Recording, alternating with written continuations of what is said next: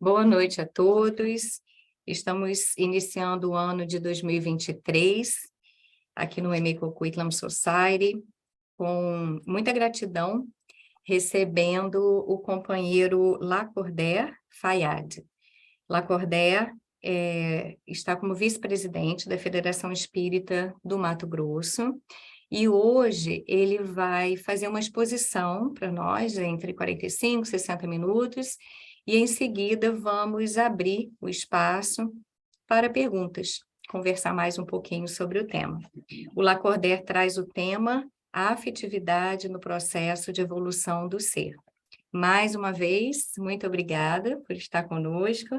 O companheiro Fábio vai fazer a leitura da página inicial, seguida da prece. Obrigada. Gratidão.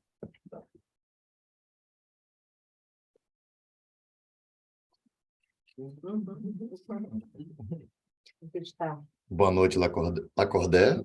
Boa noite a todos. Como estamos? Tudo bem, e você? Tudo em paz. Vou fazer a leitura do livro, do texto 88, do livro Fonte Viva, psicografado por Chico Xavier, pelo Espírito Emmanuel. Caindo em si. Caindo, porém, em si. Lucas 15, 17. Este pequeno trecho da parábola do filho pródigo desperta valiosas considerações a respeito da vida. Judas sonhou com o domínio político do Evangelho, interessado na transformação compulsória das criaturas. Contudo, caiu em si. Era demasiado tarde, porque o divino amigo fora entregue a juízes cruéis.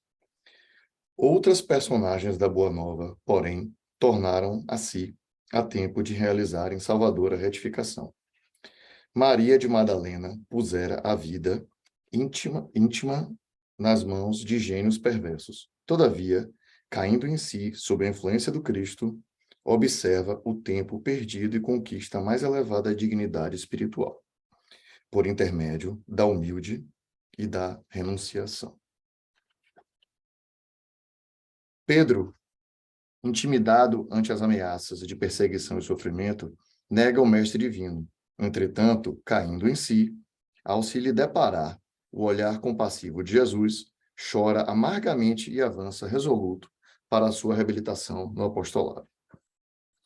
Paulo confia-se a desvairada paixão contra o cristianismo e persegue, furioso, todas as manifestações do evangelho nascente.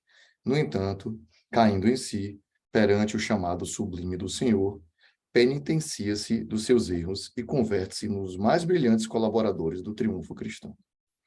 Há grande massa de crentes em todos os matizes, nas mais diversas linhas de fé.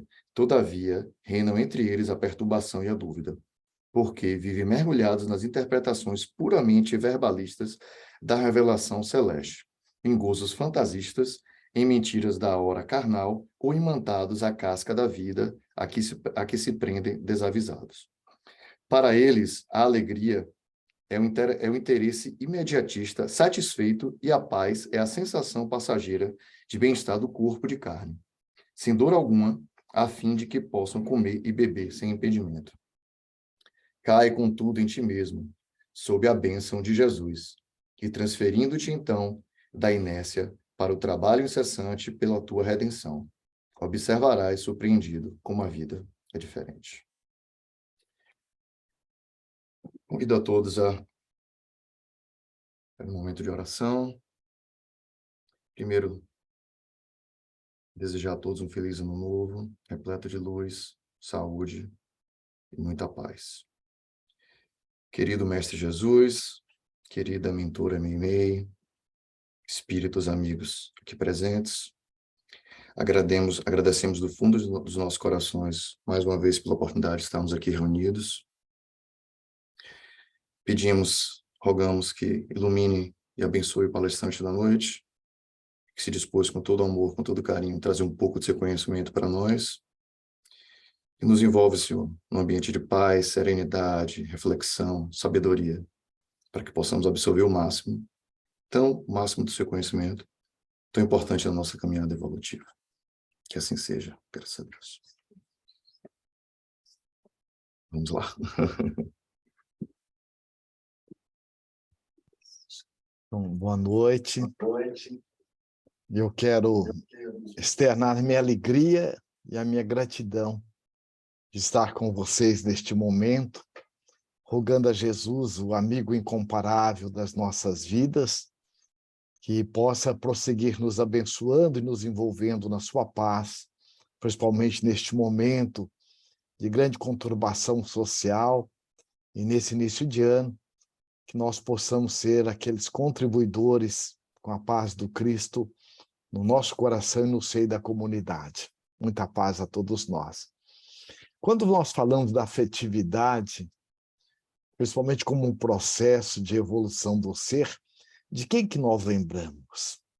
E lembramos com muita saudade, com muito carinho. Quem de nós não temos saudade de Jesus? Não é verdade? Então vejamos o carinho e a ternura de Jesus para conosco. Jesus, ele nos coloca em João, no capítulo 8, versículo 58, então João relata que disse-lhe Jesus, em verdade vos digo, que antes que Abraão existisse, eu sou. O que isso quer dizer? Então nós vamos perceber que antes que nós existíssemos, na categoria de espíritos, Jesus já nos aguardava amorosamente, afetivamente, para tutelar a nossa viagem evolutiva na direção da nossa angelitude, do despertar do nosso Cristo interno. Em outro momento, em João também, no capítulo 17, no versículo 6, ele coloca, eu revelei o teu nome àqueles que do mundo me deste. Eles eram teus. Tu o deste a mim. E eles têm guardado a tua palavra. Então vejamos que Jesus está nos afirmando que Deus, ao nos criar, ele já nos deu a tutela amorosa de Jesus. Há um teórico da psicologia infantil, sociólogo francês, Vallon, ele diz que toda criança tem necessidade do adulto socializado para inseri-la no social.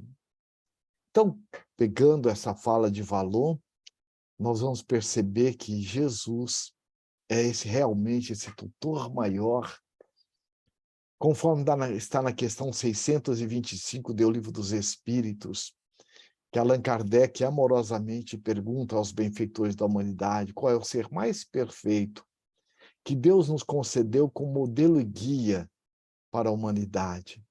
E a resposta mais sintética é Jesus. Então, sintamos a grandeza, o carinho de Jesus conosco. Emmanuel, no livro A Caminho da Luz, uma mensagem que se intitula A Manjedoura, ele coloca que Jesus, este ser que poderia ter descido no dorsal de astros, vem na simplicidade da manjedoura, inaugurar para a humanidade a era da humildade. A grandeza de Jesus, ela é indimensional, nós não temos como avaliar. Tanto é que Emmanuel coloca que quando Jesus é ele quem recebe das mãos de Deus a Terra como sendo uma nebulosa, e é ele com os seus arquitetos e a sua equipe de engenheiros, de geneticistas, que vem prepará-la para nos receber. Então, imaginemos que a importância que tem de nós estarmos nos permitindo, porque somos nós quem permitimos ou não essa proximidade de Jesus conosco, porque Jesus é a semelhança do sol. O sol nunca deixa de brilhar. Agora, somos nós quem nos colocamos na disponibilidade dos benefícios da luz do sol, ou nós, às vezes, nos colocamos na sombra da timidez, que Emmanuel chama timidez como sendo o orgulho disfarçado. Nós, às vezes, nos colocamos na sombra da menos-valia. Então, vejamos a importância de nós estarmos nos percebendo quem realmente nós somos e nos permitindo desfrutar dessa grande afetividade, deste grande carinho do Cristo, como sendo esse médium de Deus, como diz Doutor Bezerra, de Menezes, nos auxiliando nessa viagem evolutiva. Allan Kardec, na questão 115 do Livro dos Espíritos, ele pergunta aos benfeitores da humanidade: dos espíritos, uns terão sido criados bons e outros maus? E a gente vai perceber que a gente não sabe definir o que é mais inteligente, se realmente é a mensagem do Cristo, a pergunta, né? Eu sair aqui fora.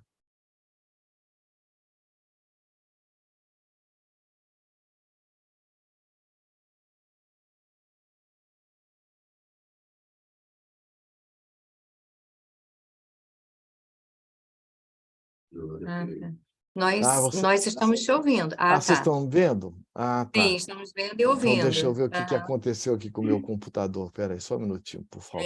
Nós estamos te vendo e te ouvindo. Deixa eu ver aqui o que foi que aconteceu. Está vendo agora? Sim, nós continuamos vendo você e te ouvindo. Então tá bem, só eu que não estou vendo vocês aqui. Mas vamos prosseguir para nós estarmos... Qualquer Tá coisa bom. você me dá um toque, então. Tá Então, bom. quando Kardec pergunta, nós às vezes não sabemos, né, o que é mais inteligente, se são as perguntas de Allan Kardec ou a resposta dos espíritos, porque qual que é a diferença? A única diferença é que Allan Kardec estava encarnado, mas ele é um desses espíritos que Jesus convida afetivamente para estar conosco, nos ajudando nessa nossa busca da nossa elevação espiritual, como sendo esses tutelares da humanidade. Então, nessa pergunta, ele quer realmente, além da resposta que os Espíritos nos trazem, há privilégio diante da divindade? E aí nós vamos perceber a equanimidade do amor de Deus para conosco. Então os Espíritos respondem: Deus criou todos os espíritos simples e ignorantes. Os bons Espíritos respondem. Isto é, sem saber. A cada um deu determinada missão com o fim de esclarecê-los e de os fazer chegar progressivamente à perfeição pelo conhecimento da verdade para aproximá-los de si. Ou seja, todos nós, quando fomos criados, nós fomos criados com um compromisso que é o compromisso pessoal, a missão pessoal. Mas, ao mesmo tempo, além da missão pessoal, nós também temos uma missão que é essa missão transpessoal, aquela que transcende a nossa relação pessoal. O grande poeta baiano, Castrov, ele diz: a humanidade é a somatória de todos nós. E Confúcio, que é um grande pensador chinês, ele diz assim: ninguém toca numa flor sem comunicar-se com as estrelas. Então, Deus, ao nos criar, ele também nos inseriu sabiamente nas suas leis, porque é através das suas leis que Deus realmente administra e se faz presente a todas as criaturas. Então, quando nós percebemos nessa resposta que, à medida que nós vamos nos esclarecendo, nós vamos também nos aproximando cada vez mais do Criador e desfrutando de quem nós somos, primeiro para nós mesmos. E com essa certeza de que todos nós, ao reencarnarmos, ninguém reencarnou para mudar o outro. Nós reencarnamos para mudarmos a nós mesmos. Então, nosso compromisso ele é pessoal. E à medida que nós vamos desenvolvendo o nosso compromisso pessoal, diante das leis de sociedade, solidariedade, de fraternidade, nós também interferimos naqueles que gravitam em torno de nós. É por isso que Allan Kardec também, na questão 459, do Livro dos Espíritos, ele pergunta: interfere os espíritos na nossa vida, em nossos pensamentos? Muito mais do que imaginais, a tal ponto que de ordinário são eles quem vos dirigem. Então nós estamos interferindo em outras mentes interferem nas nossas. E é por isso que o apóstolo Paulo diz que nós estamos envoltos por uma nuvem de testemunhas. E os Espíritos prosseguem dizendo justamente nesta questão 115, que é nesta perfeição que nós vamos estar buscando encontrar a pura e eterna felicidade. Como? De que forma? Então eles colocam: passando pelas provas que Deus lhe impõe, é que os Espíritos adquirem aquele conhecimento. Deus aqui lhe impõe, nós podemos traduzir como sendo as leis que Deus criou não tem como nós contrariá-las. Não tem como eu contrariar a lei da gravidade. A partir de hoje eu não quero mais viver sob a lei da gravidade. Não tem como. Então, diante das leis, ou nós nos aproximamos, nós nos sintonizamos, ou nós nos afastamos. Quando nós nos aproximamos, nós estamos afetivamente nos permitindo a desfrutar de quem nós somos e daquilo que a divindade, com todo o seu amor e a sua ternura, nos coloca plenamente à disposição. E aí os espíritos prosseguem. Uns aceitam submisso a essas provas e chegam mais depressa à meta que lhes foi assinada. Outros só a suportam murmurando e pela falta que desse modo incorrem. Permanecem afastados da perfeição e da prometida felicidade. Então vejamos que a vida ela não é uma coisa de obrigação, não. A vida ela é de responsabilidade amorosa. Às vezes nós ouvimos que quem não muda por amor, muda pela dor. Vocês acham isso? Na verdade, não muda, porque João coloca que Deus é amor. Então, a pedagogia ou a andragogia celeste, ela é o amor. Então, se ela é o amor, veja, nós e Deus sendo amor, nós só vamos mudar por amor. Então, a dor nada mais é do que o carteiro, ou como diz o Espírito Lázaro no Evangelho, é esse mensageiro, é esse aguilhão que nos convida a meditar e refletir e redirecionar amorosamente, afetivamente, a nossa caminhada. Então, aqueles de nós que aceitamos submisso, ou seja, submissão aqui é um profundo ato de inteligência. Se vocês me derem um aparelho eletrônico e dizem, olha lá, Cordera, esse aparelho é 110. Então, para que eu possa desfrutar bem deste aparelho e conservá-lo, com todas as suas funções, é fundamental que eu submeta a voltagem correspondente. Se eu colocá-lo e posso colocá-lo em uma voltagem contrária, posso. Mas, além de complicar o aparelho, eu posso também estar me privando de desfrutar de algo que iria facilitar a minha vida. Da mesma forma, são diante das leis divinas. Então, quando nós nos sintonizamos com essas leis, e aí Allan Kardec, já pensando sabiamente onde se encontram essas leis, ele pergunta na questão 621, onde se encontram escritas as leis de Deus? Né? Aí os espíritos respondem na consciência. E Emmanuel diz que a consciência é a voz de Deus dentro de nós. Então, aqueles de nós que, quando nos afastamos dessas leis, como está na própria resposta, pela falta desse modo que nós incorremos, nós vamos permanecer afastados da perfeição e da prometida felicidade. Aí o que acontece? Vem a dor e o sofrimento. Por isso que o espírito Joana de Ângeles, no livro Plenitude, ele diz assim, a dor e o sofrimento só se faz presente onde o amor se fez ausente. Então nós vamos perceber que a afetividade ela é o hino vibrante do universo. No Evangelho segundo o Espiritismo, no item, capítulo 6, no item 7, vejamos o carinho e a afetividade e ternura de Jesus para conosco. Ele vem aqui como o Espírito de verdade. Nós sabemos que o Espírito de verdade é o Cristo.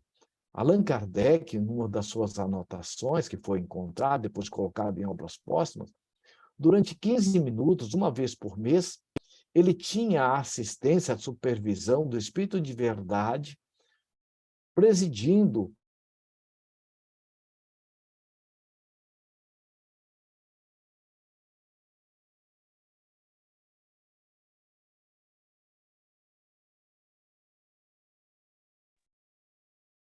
Lacordé, você consegue nos ouvir?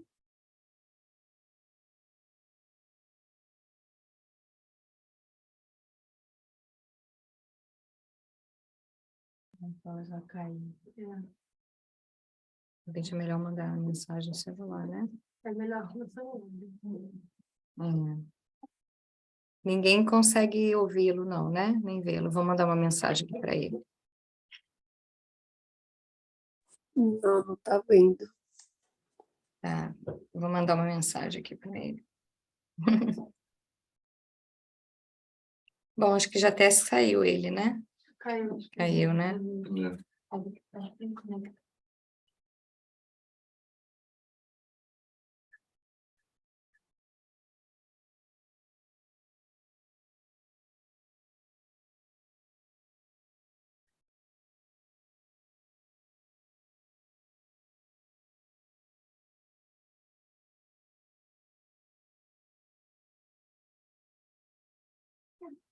De repente, ele está achando que a gente está ouvindo ele.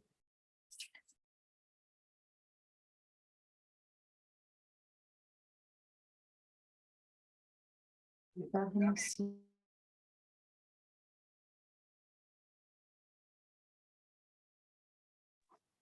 Porque ele estava perguntando antes. Você lembra? Tá, jóia. A gente... Tá bom, tá bom. A gente está aqui aguardando. Obrigada. A internet caiu lá. Ele já está conectando de novo. Bom,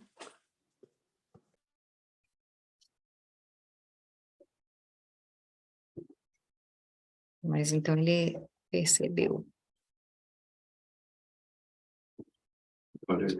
Ok.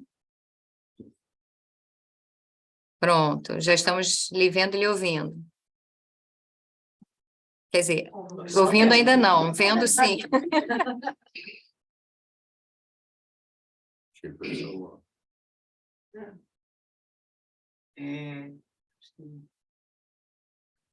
Ainda não estamos ouvindo você.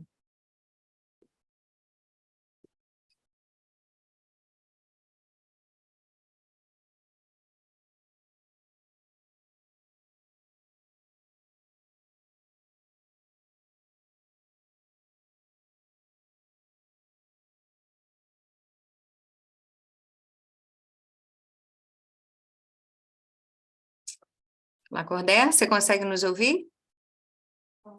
Está ouvindo? sim.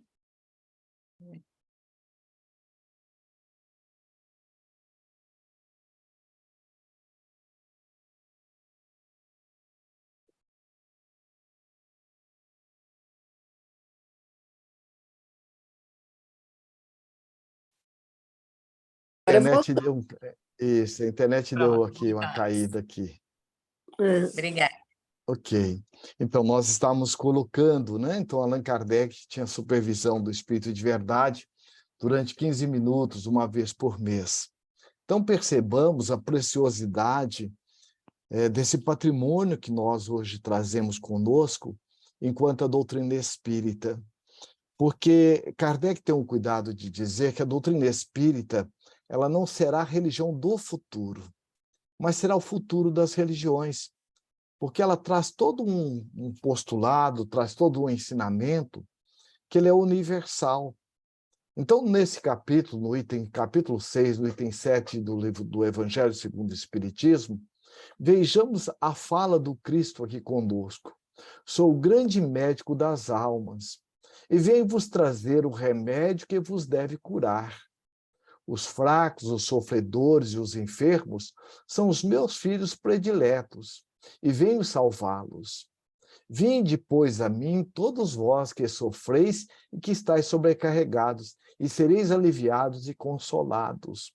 Então vejamos o quanto é importante essa mensagem do Cristo, nos convidando a desenvolvermos conosco a autoafetividade, a autoaceitação, o autorrespeito com as nossas fragilidades.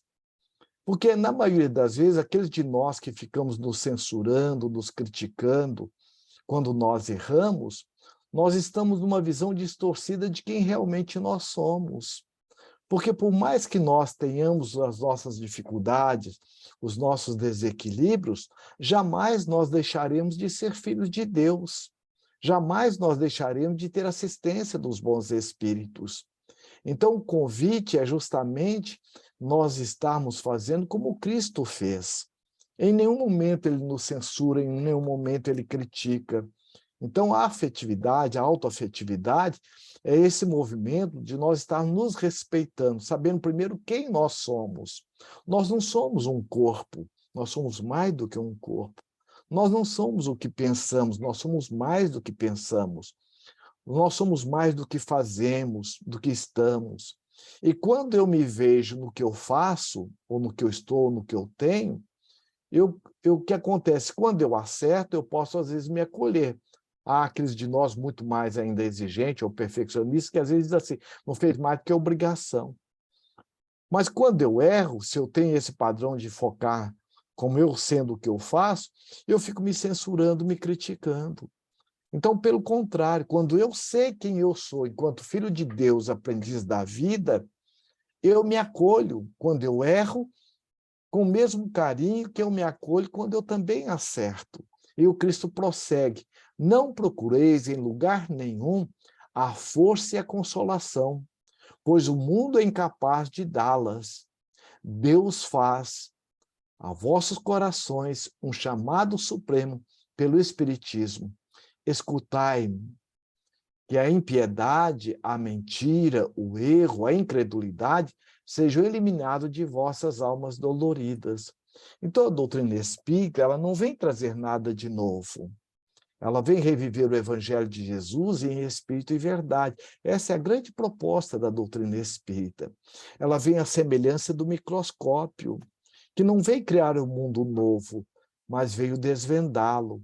Daí a importância de nós buscarmos, além de entrarmos para a doutrina espírita, através do estudo, reflexionado, refletido, sentido, nós buscarmos meditar sobre os seus ensinamentos. Porque o mais importante não é o quanto nós conhecemos. Vocês podem, às vezes, perguntar lá, Cordé, quantos livros você já leu? 50. Agora, o que disso você consegue absorver e aplicar no seu dia a dia? Eu posso não saber. Agora, o mais importante não é o quanto eu sei, nem das coisas, mas é o quanto eu sei de mim, o quanto eu busco vivenciar amorosamente, afetivamente, sabendo que eu sou o responsável pela minha própria evolução, porque Jesus coloca com todo carinho a cada um conforme as suas obras. Então ele coloca Jesus nessa mensagem, ou seja, o Espírito de verdade, diz, ó, estes são os monstros que sugam o vosso sangue mais puro e que vos fazem feridas quase sempre mortais, que no futuro os humildes e submissos ao Criador pratiqueis sua lei divina, amai e orai. Então o que ele está dizendo aqui? Não há como eu dizer assim, eu não quero mais evoluir, porque a evolução ela não é uma opção, ela é uma determinação divina. Agora, quando e como, aí depende de cada um de nós, que aí depende da força da vontade, como está lá na questão 115 do Livro dos Espíritos. Aqueles que usamos da força da vontade para nos tornar dóceis às leis, principalmente desenvolver as virtudes que nós as trazemos dentro de nós em estado de latência, nós já vamos desfrutar da felicidade relativa no aqui e agora. E aqueles que rebelamos, o que acontece?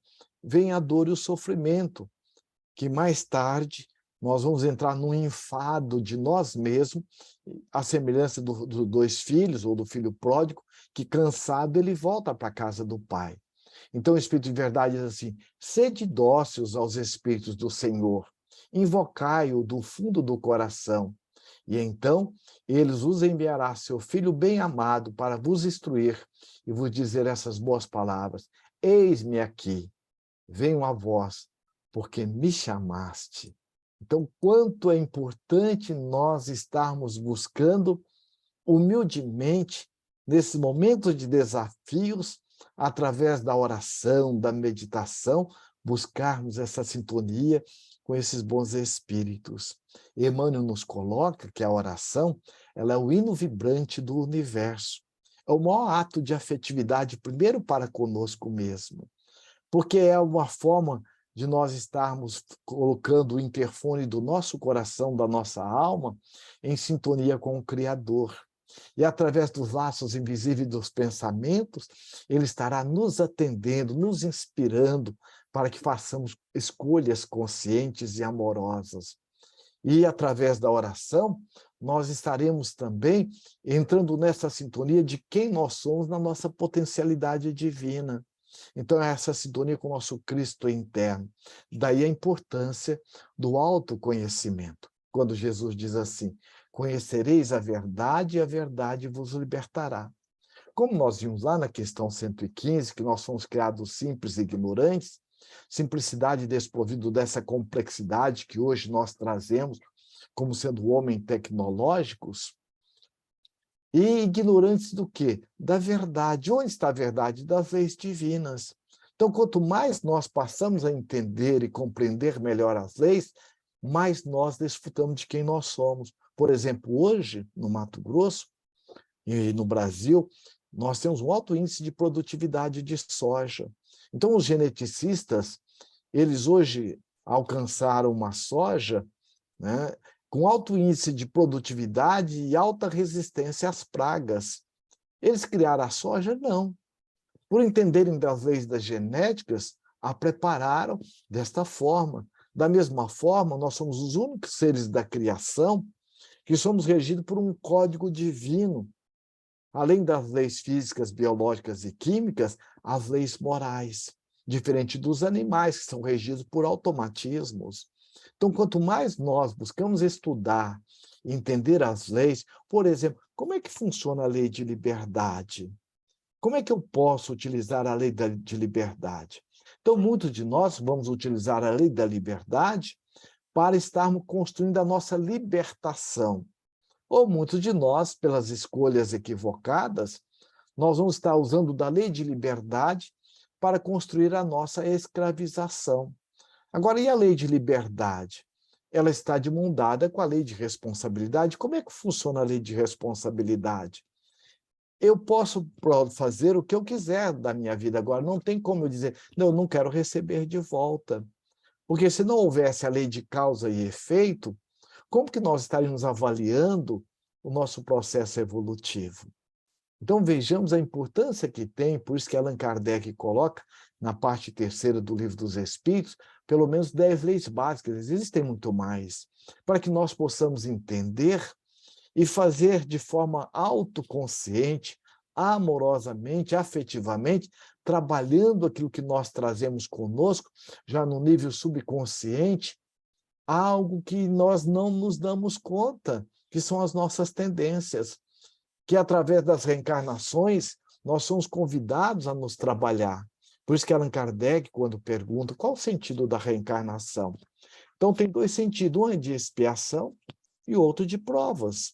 Toda expiação ela é uma prova, mas nem toda prova é uma expiação. Então, a expiação, nós viemos para nos reeducar, reformular hábitos. Na prova, nós viemos sedimentar valores. Agora, é importante como que nós possamos conduzir de forma dócil se eu não estiver entendendo como funcionam as leis. E aí nós vamos ver que muitos de nós, ao reencarnarmos, trazemos várias tendências, uma a maledicência, o outro a menos-valia, o outro ao sexo atormentado. Como trabalhar isso? Então, quando a gente vai entender que o processo reencarnatório é uma oportunidade para o nosso aprimoramento espiritual e nos evoluirmos, e somente através do amor, né, porque é a afetividade. E aí vamos entender um pouco mais, uma passagem do Evangelho muito interessante, né, no capítulo 5 de Mateus, no versículo 9, do 18 e 19, que Jesus estava visitando a cidade de Gadara e tinha um obsediado. E aquele obsediado, ele se machucava, ele se jogava, ele se cortava, feria com pedras. E quando Jesus chega, ele vai então pergunta para Jesus o que ele tinha a ver com ele. E Jesus, naquele momento, ele foi e pergunta, quando ele diz assim, qual é o seu nome? Ele diz assim, meu nome é Legião. Respondeu então ele, porque somos muitos. Então, justamente quando Jesus estava entrando no barco, veja, este homem, depois que Jesus o ajuda a se libertar daquele processo obsessivo, ele quer entrar no barco com Jesus. Mas Jesus então diz assim, olha, o homem que estiver endemoniado, suplicava-lhe que ele deixasse ir com ele. Jesus não permitiu, mas disse, vá para casa, para a sua família, e anuncie-lhe quanto o Senhor fez por você e como teve misericórdia de você. Então, aqui 2 questões muito importantes para que nós possamos trabalhar, e Emmanuel nos ajuda a interpretar no livro Caminho, Verdade e Vida, porque as passagens do Cristo, e Emmanuel diz, nenhuma vírgula está desprovido de um sentido moral. Que às vezes a gente muitas vezes estamos ouvindo uma palestra e diz assim, quem devia estar ouvindo essa palestra é o fulano, ou é o ciclano. Ou às vezes a gente pega uma mensagem, olha que mensagem interessante, vou levar para o fulano, para o beltrano. E, na verdade, na psicologia, isso coloca como sendo um mecanismo de... não nos damos conta que a gente está fazendo um mecanismo de fuga da gente mesmo e, ao mesmo tempo, é um mecanismo de projeção. Porque eu vejo no outro também aquilo que eu tenho enquanto matrizes a serem trabalhadas. Por isso que a importância do outro na nossa vida. E aqui, então, veja o que ele diz, quando ele coloca, o meu nome é Legião. O que significa isso? Porque nós somos uma somatória de várias reencarnações. Então, muitas vezes, eu trago determinados conflitos comigo, que nós trazemos, e nós não nos damos conta. Então, como que eu posso trabalhar essa legião de subpersonalidades que nós já tivemos, como ex-padres, ex-freiras, ex-reis, né? Grandes intelectuais, que às vezes utilizamos mal a inteligência, e hoje trazemos conosco esses reflexos, essa legião de subpersonalidades para serem trabalhadas, para que nós possamos realmente estarmos transmutando, ressignificando essas matrizes que nós trazemos conosco. Nós só vamos realmente realizá-las trabalhando afetivamente. Aí Emmanuel também nos coloca, quando ele diz que ele não colocou ele no barco e pediu para que ele pudesse ir para casa, é para que nós, diante de qualquer situação, que nós busquemos mergulhar intimamente conosco e meditar. Ir para casa, ir ao encontro de refletir essa família que nós trazemos de subpersonalidade e de conflitos. E que muitas vezes, por nós não nos darmos a atenção devida, nós temos as nossas recaídas. Então, a importância que tem de nós estarmos nos acolhendo à afetividade. Aí nós nos perguntamos, o que vem a ser, então, afetividade? Se nós buscarmos no dicionário, tem uma interpretação. Nós buscarmos no Evangelho, ela é muito mais profunda. No dicionário, diz que é um conjunto de fenômenos psíquicos que são experimentados e vivenciados na forma de emoção e de sentimentos. Diz também, tendência ou capacidade individual de reagir facilmente aos sentimentos e emoções que nós trazemos conosco. Mas Joana de Ângeles, no livro Adolescência e Vida, ela diz assim, às vezes a afetividade, como a animosidade, são detectadas desde o período da gestação, predispondo aos pais a aceitação ou a rejeição do ser em formação, que eles ouvem as expressões de caminho ou lhes sentem as vibrações inamistosas, que se irão converter em conflitos psicológicos na infância e na adolescência, gerando distúrbio para toda a existência por vindoura. Então, a mãe, o pai, já percebe desde tenra idade as nossas tendências, como também nós também percebemos este reencontro que nós temos no lar, que é esse laboratório amoroso de Deus, onde nós estamos reencontrando, e o Emmanuel diz isso no livro Caminho, Verdade e Vida, ele diz assim, normalmente nós reencarnamos em grupos. Então, hoje, o pai de ontem pode ser o filho de hoje. Hoje, o pai de hoje pode ter sido aquele amante de ontem dessa filha, e assim sucessivamente, para que nós possamos estar agora afetivamente nos ressintonizando com a excelsitude do amor. E Joana de Ângeles, no livro O Homem Integral, ela diz assim, afinal, todos os indivíduos encontram na Terra em processo de evolução. Conseguida uma etapa, outra lhe apresenta como o próximo passo.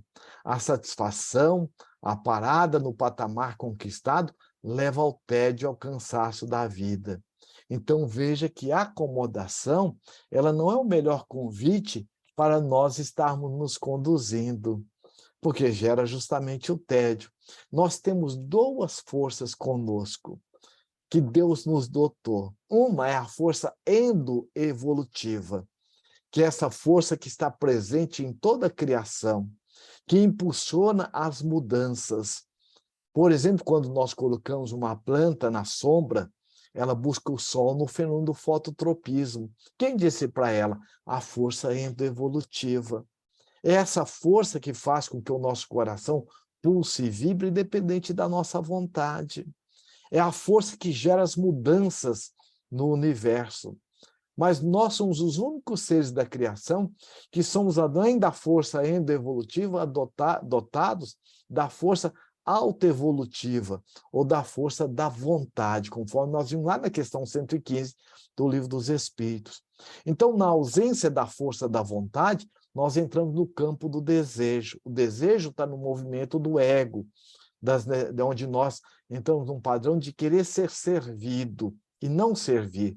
E quando Cristo coloca, eu não vim para ser servido, eu vim para servir. Porque aquele de nós que temos uma exigência psicológica, espiritual de ser servido, nós estamos numa infantilidade psicológica, numa carência afetiva de nós mesmos. Porque nós somos a semelhança de uma semente, como diz o Espírito Joana de Ângeles, que já traz dentro de si todas as propriedades necessárias para despertar a árvore que a tipifica. Então, quando nós não temos essa percepção, nós entramos em dois padrões que dificultam a nossa caminhada. Um deles é da passividade diante da vida, que nós não estamos nos tratando bem afetivamente. O outro é da reatividade. Na passividade, nós desejamos algo ou alguém para resolver as nossas coisas ou as soluções, ou então queremos soluções mágicas ou miraculosas, aí nós nos acomodamos. No outro movimento, que é da reatividade, na passividade nós estamos numa infantilidade psicológica. Na reatividade nós estamos no padrão da adolescência, o adolescente rebelde. Então nós revoltamos, nos desesperamos contra as situações, as pessoas, os problemas, queremos acabar com os problemas rebelando contra os mesmos. Aí nós reagimos. Então não é nem acomodar e nem reagir, é buscar agir. Então, quando eu entro nessa autoconsciência de mim mesmo, sabendo que somente através da autoafetividade, do autorrespeito, da autovalorização, eu vou agir proativamente. E a doutrina espírita, ela nos ensina, ela é um roteiro seguro para a proatividade. Às vezes a gente ouve, isso é bonito na teoria, quero ver na prática. A doutrina espírita não é de teoria. Como também não é de teoria o Evangelho de Jesus. Peguemos o exemplo do apóstolo Paulo, é o exemplo do apóstolo da prática. Ele se transformou daquele que estava perseguindo, agora perseguido e levando a mensagem do bem, do amor e da paz. Então, a proatividade é uma palavra da moderna administração, que em si significa a pessoa que sabe quem ela é. Primeiro para quem? Para ela mesma. E sabe também quem ela é nos seus diversos papéis. E ela, então, também ela tem um projeto de vida. Ela sabe onde ela está e onde ela quer chegar. Onde eu estou com os meus medos, com as minhas inseguranças. E como eu posso agir? Porque eu quero mudar. E também o que eu já tenho de conquista. E o que eu já tenho, eu vou incentivar. Então, a pessoa ela entra num processo de maturidade psicológica e espiritual, porque ela vai tomar, conforme está lá na questão 919 do Livro dos Espíritos, quando Santo Agostinho pergunta qual é a forma, o meio prático para que nós possamos resistir ao mal e desenvolver o bem. Aliás, é Allan Kardec que pergunta ao Espírito Santo Agostinho e ele responde. Um sábio da antiguidade já vos disse, que ele coloca, conheça a ti mesmo, recordando Sócrates. Mas Allan Kardec pergunta, e como que eu posso fazer? Ele diz, fazer como eu fazer. Então ele dá o exemplo, é um verdadeiro roteiro para a nossa mudança afetivamente. Está lá na questão 919A do Livro dos Espíritos. Então a pessoa entra nessa maturidade, ela tem uma competência essencial, ela entra nessa autoconsciência. E agora ela entra numa atitude de autoaceitação de si mesma, e a aceitação também daquilo que vem de fora, porque nós não temos domínio do que vem de fora. Nós não temos domínio do que o outro vai dizer, do que o outro vai falar. Mas eu tenho domínio de como eu quero me sentir diante do que o outro está fazendo. O que eu quero fazer com esse medo que eu estou, com essa raiva que eu estou. Então, não é negar o meu sentimento. Então, eu aceito que eu tenho esse sentimento e eu quero mudá-lo afetivamente. Somente assim é que eu posso mudar. Então, além dessa competência essencial, eu também agora entro numa serenidade, porque eu sei que o dia não amanhece de uma hora para outra, nem anoitece. A natureza não dá salto, como diz o espírito André Luiz. Então, eu já sei que a mudança ela é paulatina. Eu vou estar trabalhando de forma paulatina e exercitando perseverantemente as mudanças, como Jesus colocou quando Pedro pergunta assim, quantas vezes eu devo perdoar meu irmão? Até 7 vezes?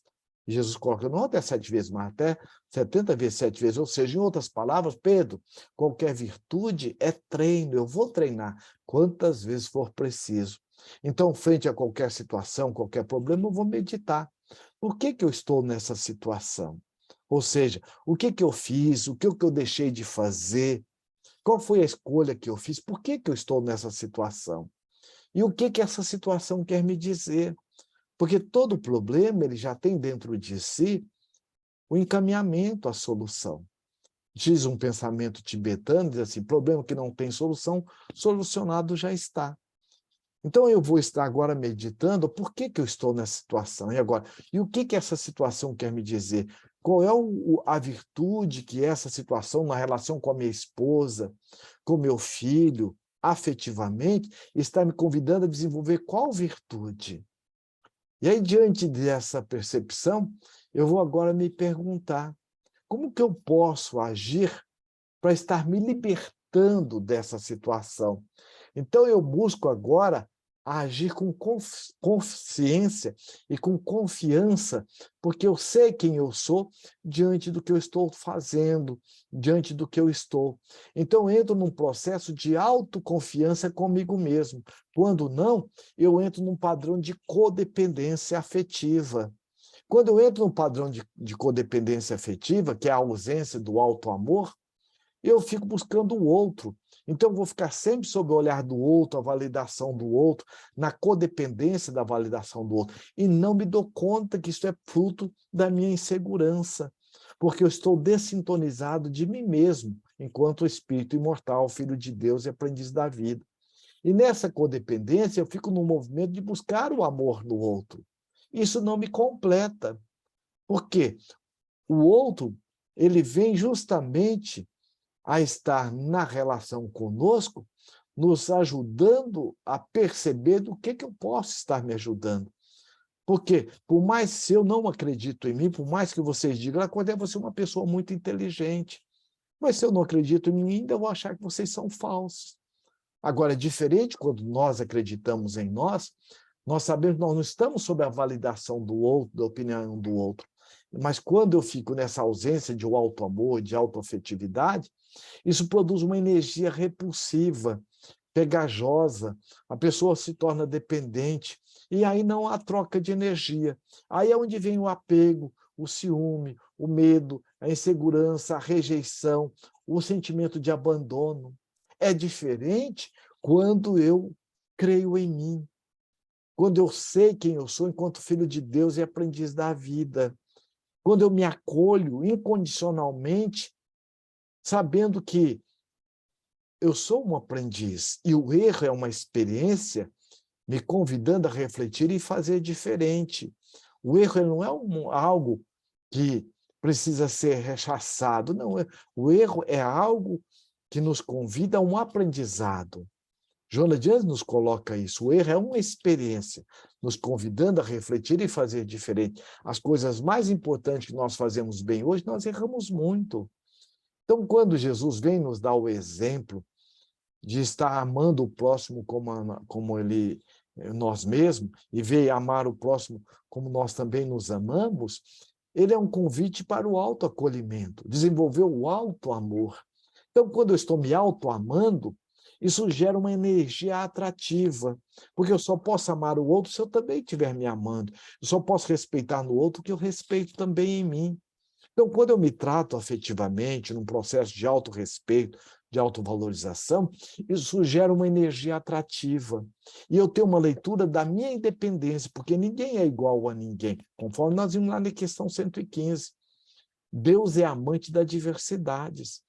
Eu sei que eu sou um ser único. Não sou o único, nenhum de nós somos os únicos, né? Mas nós somos únicos enquanto ser, enquanto pessoa, enquanto espírito imortal. Mas não somos os únicos porque todos nós somos filhos de Deus. Então, dentro dessa percepção, eu vou estar agora percebendo a minha independência e a minha interdependência. Essa interdependência é o que Confúcio coloca, que ninguém toca numa flor sem comunicar-se com as estrelas. Então, eu me vejo também enquanto um ser social. Então, com isso, eu entro no movimento de dar e receber amor, de dar e receber afetivamente. Nós entramos, então, nesse movimento, tornamos aquela pessoa que mantém a sua independência, pois o amor que nós nos damos já nos basta. E, ao mesmo tempo, nós nos abrimos à interdependência, que é o movimento de troca de energia amorosa com o outro. O que isso gera? A autoconfiança e a confiança no outro. Então, vamos perceber que o grande convite do Cristo é que nós busquemos estar nos amando e recordamos com muito carinho. Quando também, no capítulo 5 de Marcos, ele coloca aquela mulher que ela era sonhadora. E tudo que ela queria era constituir família, e a vida assim lhe premiou. Mas, num dado momento, ela foi acometida de um sangramento ininterrupto, que por mais que buscasse os melhores médicos, foi tudo em vão. Mas quando Jesus adentra em Cafarnaum, ela percebe que ali estava o peregrino do amor. Naquela tarde, noite de primavera, ela vendo Jesus passar, ela adiantou os passos. Mas num dado momento ela pergunta: o que é que eu tenho para ofertar a Jesus? Mas ela lembrou: mas ele é o ser, o protótipo da afetividade do amor. O amor, a maior alegria do amor é amar. A maior felicidade do amor é doar. E dentro dessa perspectiva ela correu, adiantou os passos, mas quando ela estava no meio da multidão, e aquela multidão comprimindo o Cristo, a empurrou, e ela, mesmo caindo pelo esforço e a força da vontade, ela estende as mãos e toca na aba da túnica do Cristo. Naquele momento, o ser consciente e onisciente dentro da sua possibilidade, que é o Cristo, ele pergunta a Pedro: Pedro, quem me tocou? E naquele momento, Pedro, olhando para a multidão, diz: como é que podemos saber, Senhor? A multidão nos comprime. E muitos de nós temos o espírito da multidão, que é da exigência de não nos trabalharmos afetivamente no nosso processo evolutivo, de não nos aceitarmos, de não nos acolhermos. E aí, naquele momento, Jesus então coloca: alguém me tocou de forma diferente, porque tocou afetivamente no Cristo. E ele disse: porque eu senti de mim sair virtudes, semelhante atrai semelhante. E naquele momento, ele olha para trás. E como Pedro não soube responder, e ele voltou, como voltou para todos nós, através da doutrina espírita. E vendo aquela mulher ali, abaixada, genuflexa, em joelho, ele abaixou sem perder a altura, sem perder a dignidade, como abaixou para todos nós, vindo encarnar e nos dar o exemplo do amor do Cristo, do amor de Deus por nós. Ele, Jesus, veio exemplificar.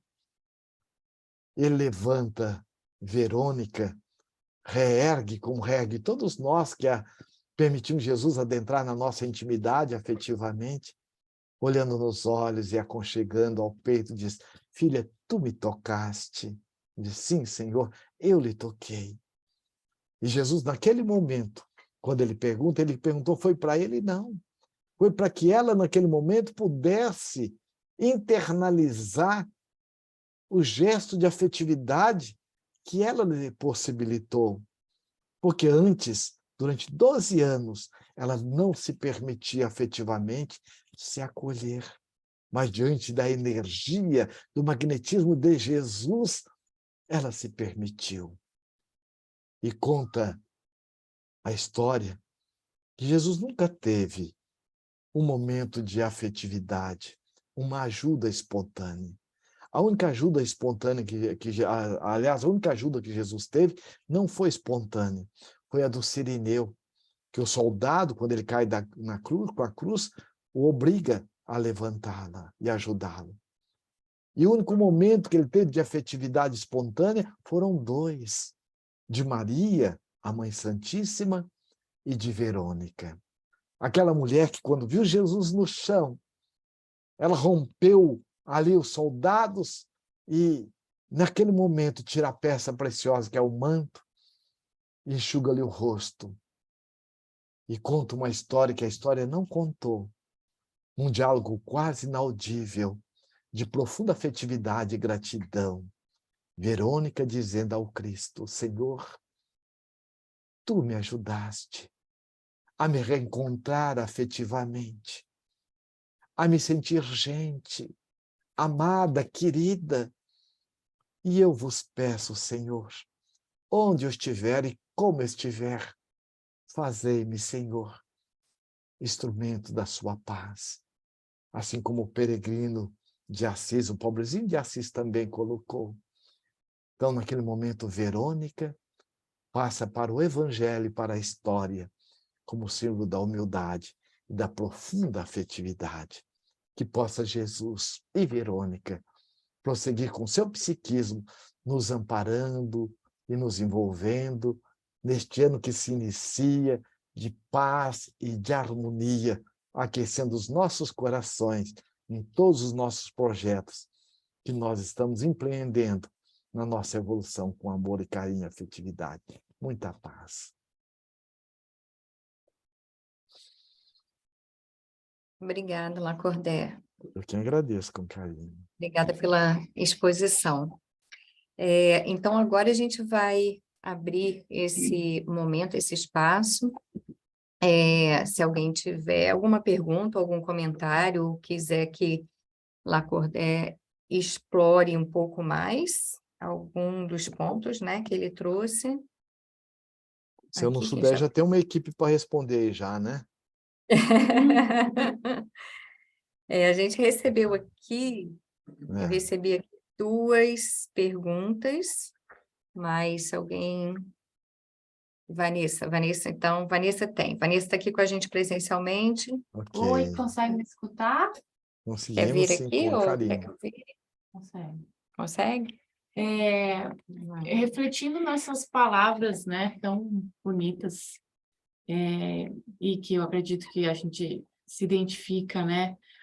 Por que que a gente nega, né, essa afetividade? E por que que a gente tem essa dificuldade imensa de nos aceitar, né, e de nos amar? Por que que é tão difícil para a gente fazer isso? É muito trabalhoso, né? Muito trabalhoso. Então, Joana de Ângeles, ela coloca no livro Amor Imbatível Amor, que nessa nossa busca da nossa evolução espiritual, nós produzimos alguns descaminhos. O que é os descaminhos que ela está falando? É os desvios que nós fazemos da lei de amor, justiça e caridade. E nesses descaminhos nós desenvolvemos algumas viciações. E essas viciações, nós criamos para nós algumas experiências não legítimas. O que ela está chamando de experiência não legítima? Os nossos erros. O que são os erros? Experiência. Só que não são legítimas. Por quê? Estão na dessintonia da lei de amor e justiça e caridade.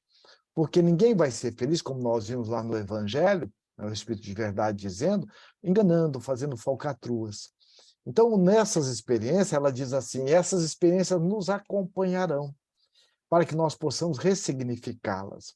Então, o nosso maior desafio é porque, às vezes, nós temos a ilusão de querer uma coisa muito já mágica, e deixamos de perceber que toda e qualquer virtude é treino. Não é porque eu sei aquilo que deve ser feito, que é o correto, que eu já faço o que eu tenho o prazer de fazer. Porque tudo depende do exercício. O que é o vício? O vício também é um exercício. Joana de Ângeles, no livro Momento de Saúde, ela diz assim, todos nós temos hábitos. Nós temos hábitos saudáveis, mas nós temos hábitos menos bons, são os viciosos. Então, o que que é importante? Eu vou reconhecer os hábitos viciosos, vou analisá-los e ver o que que eu posso fazer para estar agora saindo desse círculo vicioso, desenvolvendo um círculo virtuoso.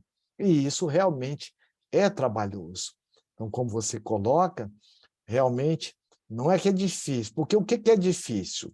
Igual, por exemplo, quem sabe dirigir? No começo, quando a gente ia aprender, a gente pensa, gente, será que eu vou aprender essa coisa? A gente ia cuidar da embreagem, esquecia do acelerador, né? Hoje até já tem os carros mais automáticos, né? Mas ia cuidar, às vezes, do volante, esquecia ali do acelerador. Mas a gente aprendeu, porque é exercício. Então, o que que é o difícil? Aquilo que não foi exercitado. O que que é o fácil? O difícil é exercitado. Então, tudo é trabalhoso. Por isso que o trabalho ele é um hino vibrante do universo, como diz o espírito Joana de Anjos. Trabalha o verme debaixo do solo, o homem e a mulher no solo e o Pai nas galáxias. E Jesus já dizia, o Pai trabalha incessantemente e eu trabalho com ele. Então, por que é trabalhoso? Porque nos falta esse hábito. Ok? E o esforço, né? Me fez lembrar aquela Justamente. resposta, né, dos espíritos também, que nós fazemos muito poucos esforços, Isso é né? verdade. Queremos uma coisa mágica ou miraculosa, ou na passividade ou na reatividade, é verdade. Então, mais alguém daqui? Tem algum comentário para ele explorar mais um pouquinho? Olha, a gente recebeu uma pergunta aqui que diz assim: como encontrar a afetividade na hora que uma dor profunda e arrasadora chega? Como encontrar nesse momento a força para a evolução do meu ser? Então, eu li um livro muito interessante, que é As Memórias de Thérèse de Lisieux. No Brasil, a Santa Teresinha Menino de Jesus. E é interessante que naquele livro ela coloca que no momento ela teve momentos de doença, de enfermidades, e ela dizia que no momento da dor, ela lembrava do Cristo. E ela dizia, ele não tinha nada a pagar. Ele era realmente o puro por excelência. Então ela dizia, então essa dor, e aí a gente vai também lembrar de Lázaro, dor é a bênção que Deus envia aos seus eleitos. Então, quando nós trazemos conosco o esclarecimento pensado, sentido, nós vamos vivenciá-lo. Então, saber que por mais que realmente a situação esteja trabalhosa, ela passa. Vamos pegar um exemplo. Diz que Chico Xavier, no momento de muita dor que ele tinha, as enfermidades que ele trazia, ele foi e pediu ao Dr. Bezerra que buscasse a Maria uma orientação para que ele pudesse, no momento de dor e sofrimento, como que ele poderia agir.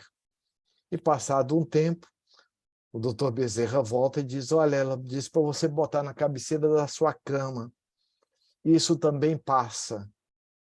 Então, quando nós temos conosco desenvolvemos o exercício da consciência, que essa dor e esse sofrimento que está batendo a nossa porta, mesmo quando vem num aspecto de injustiça, e diz Emmanuel, existem injustiças, mas não existem injustiçados. Então, nenhum de nós vamos estar recebendo na nossa programação, seja ela qual for, aquilo que não estiver no nosso programa espiritual. Porque para isso nós temos um anjo de guarda, desde que a gente faça a nossa parte. E tudo aquilo que nós recebemos está dentro do nosso programa e faz parte para o nosso processo evolutivo. Por isso que Joana de Anjos colocou, como nós vemos ainda há pouco, que quando nós nos acomodamos no nosso patamar de evolução, vem às vezes a angústia, o tédio, a solidão, a depressão. Então, sempre buscarmos estar criando uma atividade interna, buscando a oração, a meditação, para estar nos ajudando na superação dos nossos próprios conflitos.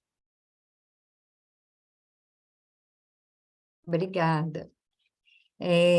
A Carol colocou aqui uma pergunta no chat, então diz assim: falando sobre autoconhecimento, Como reconhecer nossas tendências diante das influenciações que sofremos a todo instante?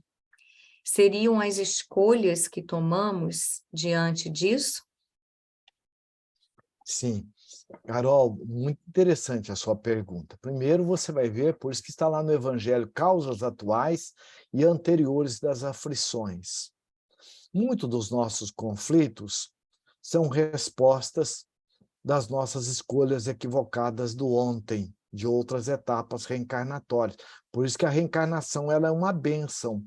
A semelhança do aluno que volta, que malbaratou o currículo escolar, não é justo ele ser expulso da escola, mas quando ele volta, ele não vai ter as mesmas regalias dos outros colegas que se comportaram bem diante do currículo escolar e se esforçaram. Isso não é um caráter punitivo, é um caráter educativo, porque Deus é amor. Então, ninguém está aqui por punição. Mesmo no processo expiatório, por isso que a própria palavra expiação, ex vem de extrair, e pia é pureza das ações. Então, nós somos convidados a estar extraindo a pureza das nossas ações. E Kardec coloca, quer saber quem nós fomos? É só analisar as nossas tendências e analisar com carinho e com respeito. Porque se hoje eu trago comigo uma tendência ao sexo perturbado, atormentado, o Espírito André diz assim, o uso edifica, é o abuso que atormenta. Então, nós vamos ver que muitos dos nossos conflitos vêm a ser do abuso que nós fizemos do ontem. Então, a importância do autoconhecimento, do autoacolhimento, independente do que nós sentimos, de como nós estamos, por quê? Sabendo quem nós somos, filhos de Deus, aprendiz da vida. O exemplo maior é Jesus, vinde a mim, todos vós que achais sobrecarregados e oprimidos, e eu vos aliviarei. O vinde a mim quer dizer, busque o autoconhecimento, o conhecimento das leis, sabendo melhor quem nós somos. E só de nós estarmos buscando saber quem nós somos e agir assim, nós vamos ter o alívio. O descanso vem fruto do trabalho. Então, é nos trabalhar amorosamente, nos autoacolhendo. Obrigada. Nada, Carol. Mais alguma pergunta aqui? Fábio. Pode vir, por favor. Fábio vai vir aqui. Ok. Lacordaire, você falou sobre, se não me engano, foi isso que você disse, nem toda prova é expiação, mas toda expiação é uma prova, durante a palestra. Você poderia explicar um pouco melhor isso? Quem sabe até trazer um exemplo para clarificar esse exemplo. Obrigado. Muito bem.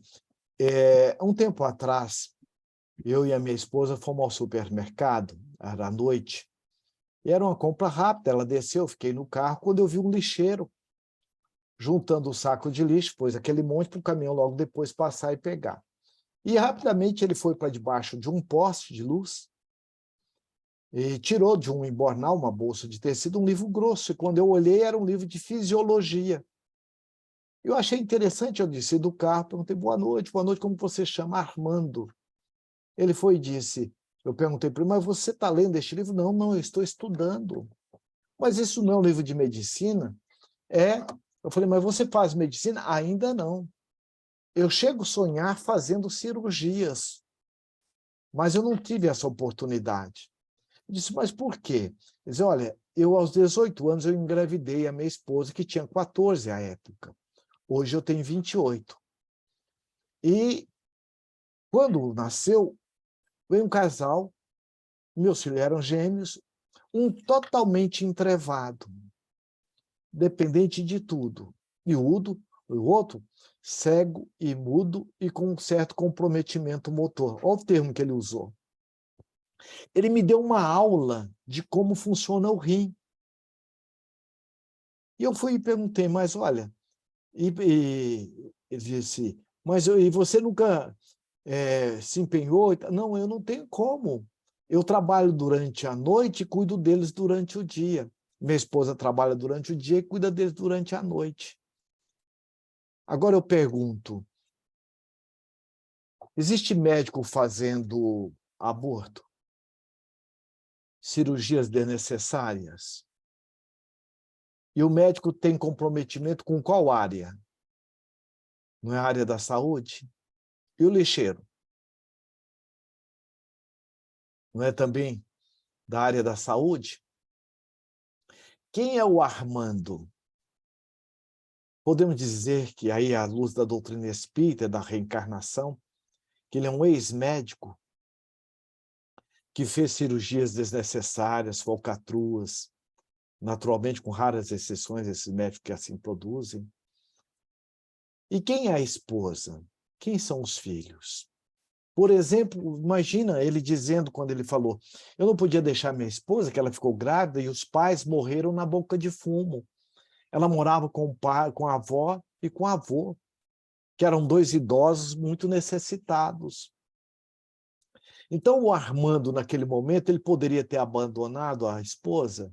Poderia. Ele poderia não assumir? Poderia. Então, o Armando ele estava num processo de quê? De provas. E a esposa também.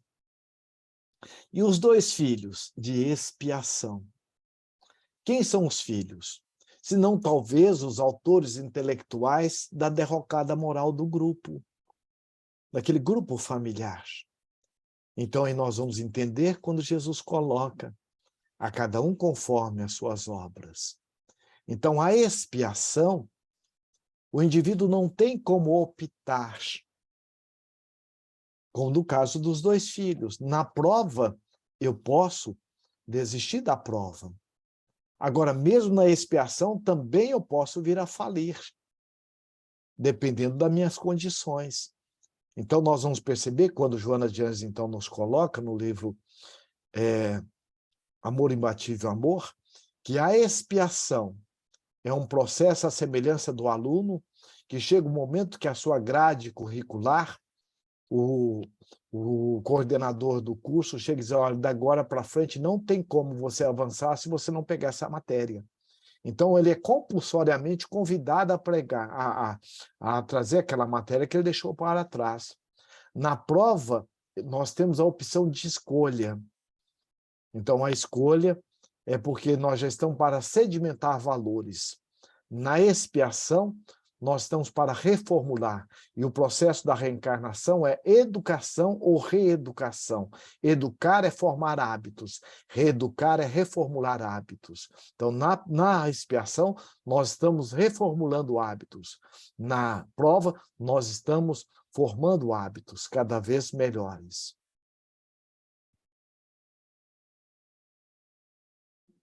Excelente. Palavras de Fábio.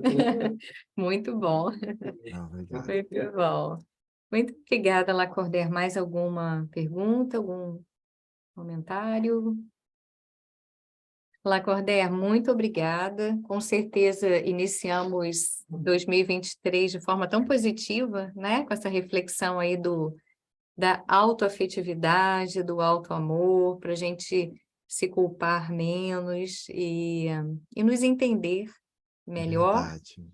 né? E seguir adiante de forma muito positiva. Gratidão. Eu que agradeço, com Nós carinho. nós podemos fazer o último pedido, que é para você Pois fazer não. a prece final para nós? Oh, com o maior carinho. Muito amor. Muito obrigada. Tá? Vamos orar, então. Vamos buscar, então, Jesus, né? Vamos fechar os nossos olhos. Vamos fazer utilizando o nosso recurso da visualização. Imaginemos que nós estamos à beira de uma praia. Estamos ouvindo o vai e vem. A cantilena agradável e feliz das marés, das ondas do mar.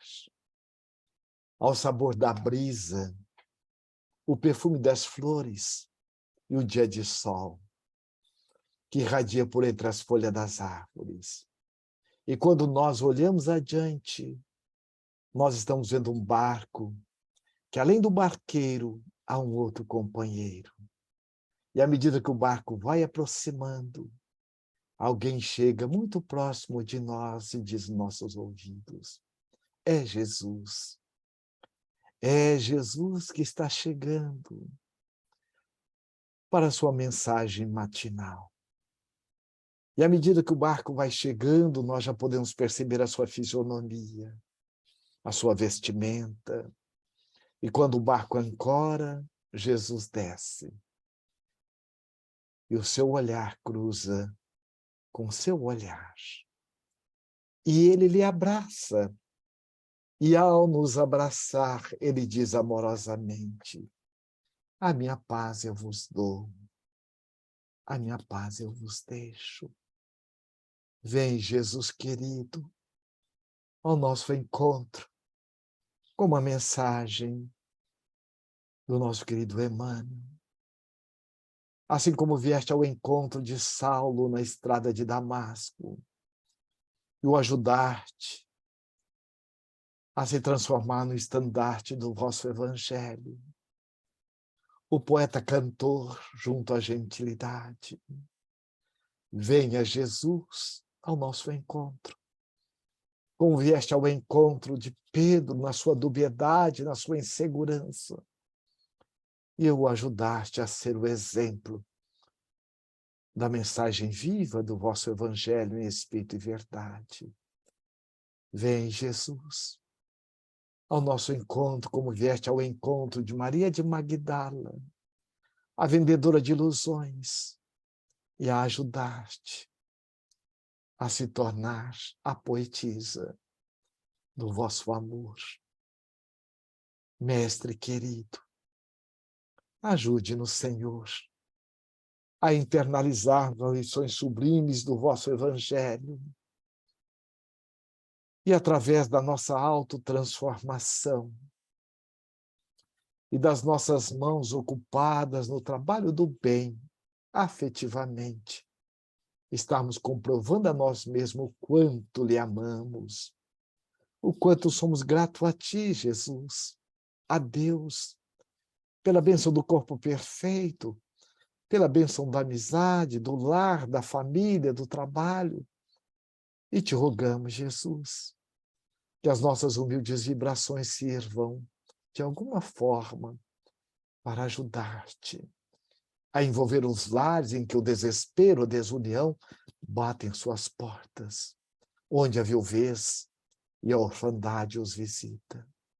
É com carinho, Jesus, que lhe pedimos que essas vibrações de amor, de afetividade, cheguem aos corações daqueles que se encontram desencarnando na guerra, na Ucrânia, na Rússia.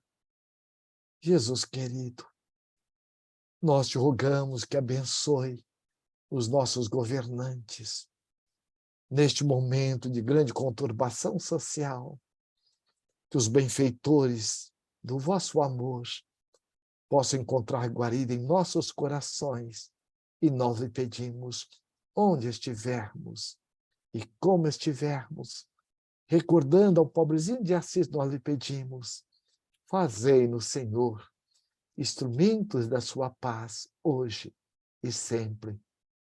Gratidão, Jesus, que assim seja. Gratidão, Marco.